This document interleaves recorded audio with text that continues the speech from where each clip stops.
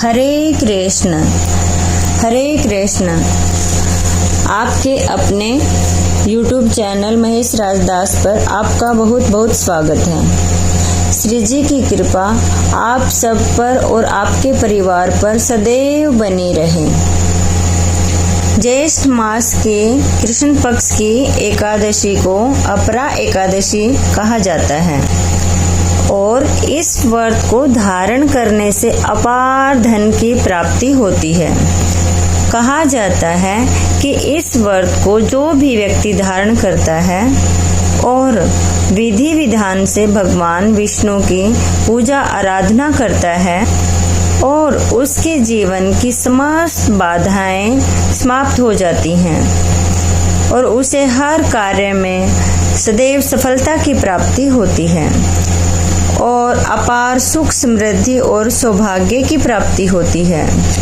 तो आज की वीडियो में आप जानेंगे कि अपरा एकादशी का व्रत साल 2026 में कब है, कैसे हमें व्रत करना है, एकादशी तिथि कब प्रारंभ होगी, कब समाप्त होगी, व्रत हमें कब धारण करना है और उसका प्रायण कब करना है, यानी कि व्रत खोलने का शुभ मुहूर्त क्या है, किस प्रकार से भगवान श्री हरि विष्णु की पूजा करें और किन मंत्रों का जाप करें और कौन सा उपाय करें कि जिससे हमें इस व्रत का संपूर्ण फल प्राप्त हो और जिस भी कामना से हम ये व्रत धारण करते हैं या फिर बिना व्रत किए भी पूजा मात्र से भी हमारे व्रत का और संपूर्ण और शुभ फल हमें प्राप्त हो।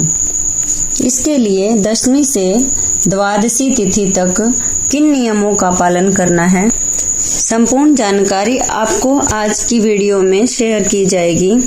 इसलिए आज की वीडियो बहुत महत्वपूर्ण है, तो इसे कृपया पूरा जरूर देखें और सुनें।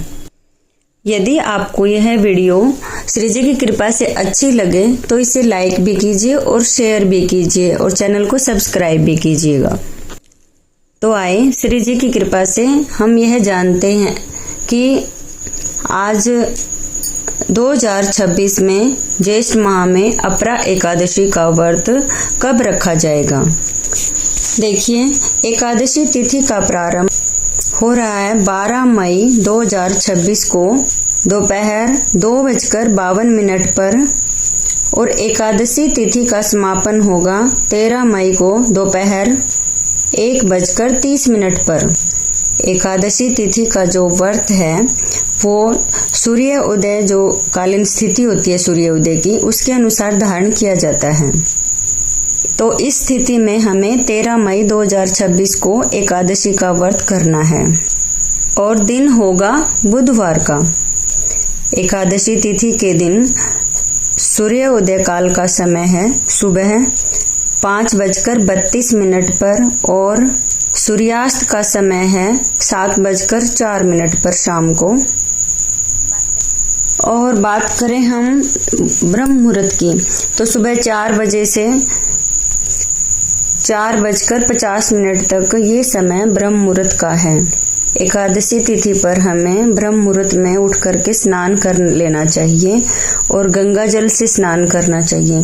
यदि आप किसी तालाब में, सरोवर में जा सकें तो आप वहां जाके स्नान कीजिएगा, या फिर जैसे गंगा जी के तट पर और यमुना जी के तट पर किसी भी पवित्र नदी के संगम पर या तट पर आप एकादशी तिथि पर स्नान करते हैं तो अधिक पुण्य फल प्राप्त होता है। और यदि आप किसी तीर्थ स्थल पर न जा सकें तो आप घर पे ही अपने स्नान करने का जो जल है उसमें गंगा जल की जो बूंदें हैं वो डाल करके आप हर हर गंगे जय माँ गंगे के नाम ले करके जप करके आप स्नान कर सकते हैं। स्नान करने के पश्चात आप पूरे विधि विधान से भगवान श्री हरि विष्णु नारायण की पूजा अर्चना करनी है। सूर्य देव को जल अर्पण करना चाहिए। अपने व्रत का संकल्प लेकर के व्रत का प्रारंभ करना चाहिए और इस दिन कोई अभिजीत मुहूर्त नहीं है, लेकिन राहु काल का समय नोट कर लीजिएगा।